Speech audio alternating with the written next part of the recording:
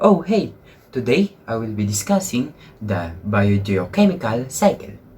The biogeochemical cycle is defined as the natural process through which important elements such as nitrogen, carbon, and others are circulated within the nature. Each cycle is referred to as a biogeochemical cycle because it has biological, chemical, and geological characteristics.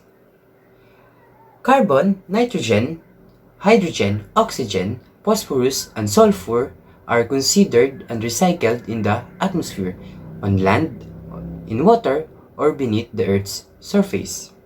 Now, let's gonna talk about the nitrogen cycle. Nitrogen fixation occurs in 3 steps, such as ammonification, nitrification, and denitrification. Human activity can release nitrogen into the environment by the combustion of fossil fuels and by the use of artificial fertilizers. Atmospheric nitrogen is responsible for acid rain, the release of greenhouse gases, and eutrophication. Now, let's talk about the sulfur cycle.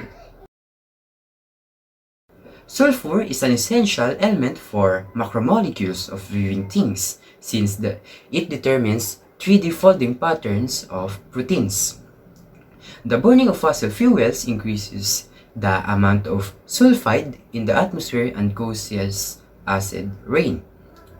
Acid rain is a corrosive rain that causes damage to aquatic ecosystems by lowering the pH of lakes, killing many resident fauna. It also degrades building and human-made structures. Sulfur plays a role in the three-dimensional folding of proteins and is released into the atmosphere by burning of fossil fuels.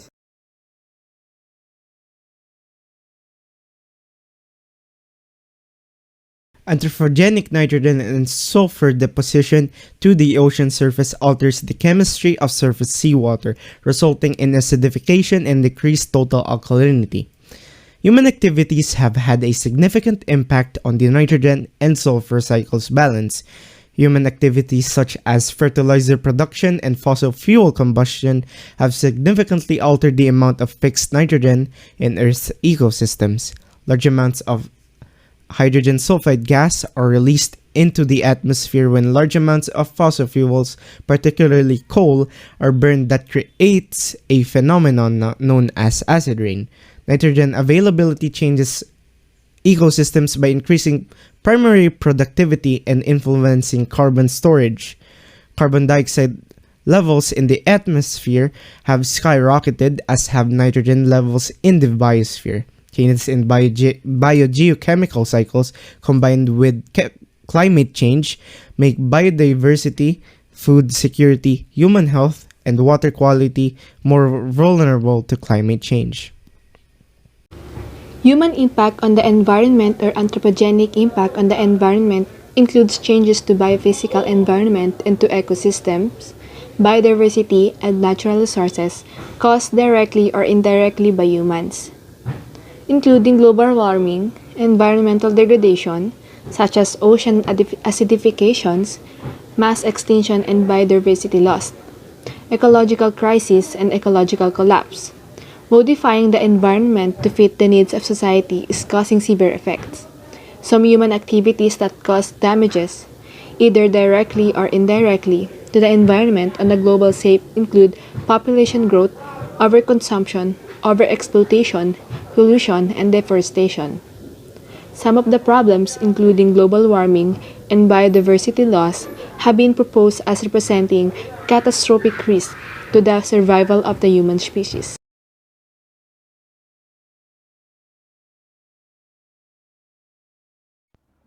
Here is the introduction for invasive species.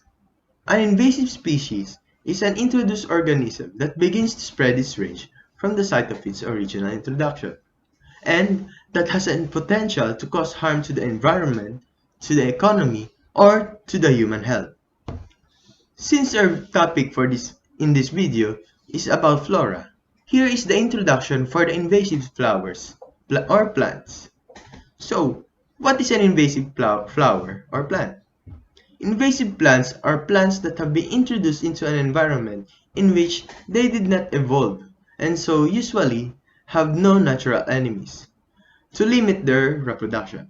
Many of these plants have escaped from gardens and landscapes where they were originally cultivated. Here are some examples of these invasive flowers or plants. For our terrestrial invasives, I am introducing you cogon grass, or scientifically called Imperata cylindrica. It is a native species that has invaded millions of hectares of lands in the Philippines. The Philippines is second only to Sri Lanka in terms of land area covered, accounting for 17%. Cogon grass colonization has left a large area of potentially productive agricultural or forest land useless. It is classified as an noxious weed, since it not only reproduces crop yields but also alters ecosystem factors.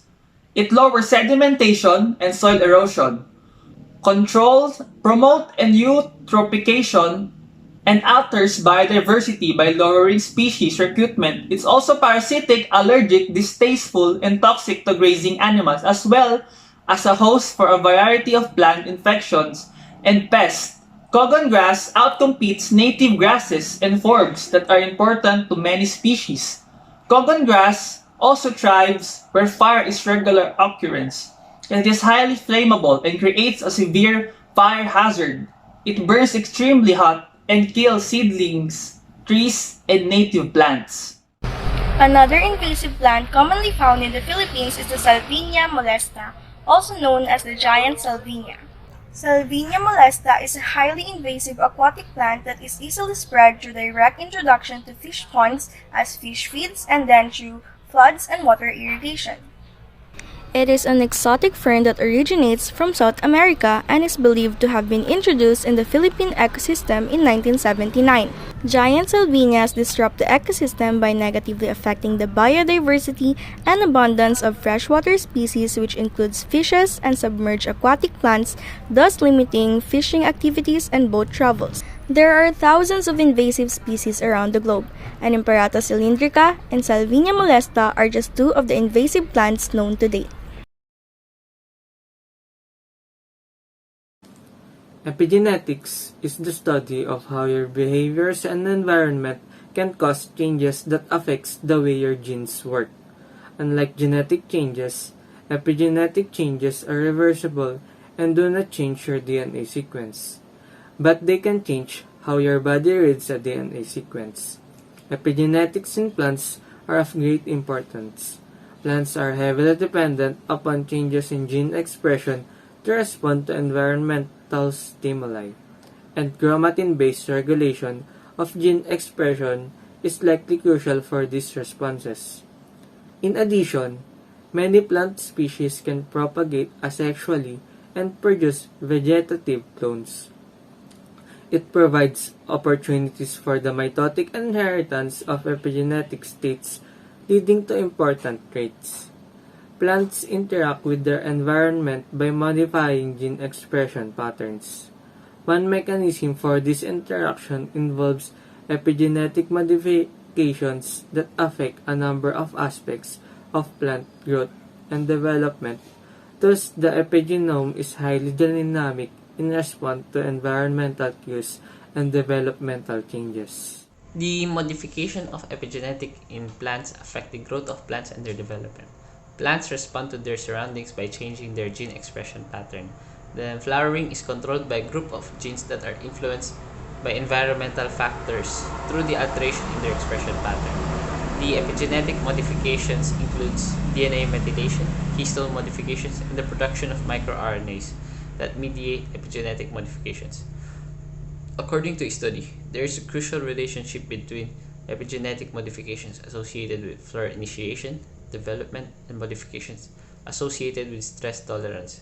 This guarantees flower production even when plants are growing under adverse conditions, hence increased transgenerational seed production. So that's it. Thank you for listening.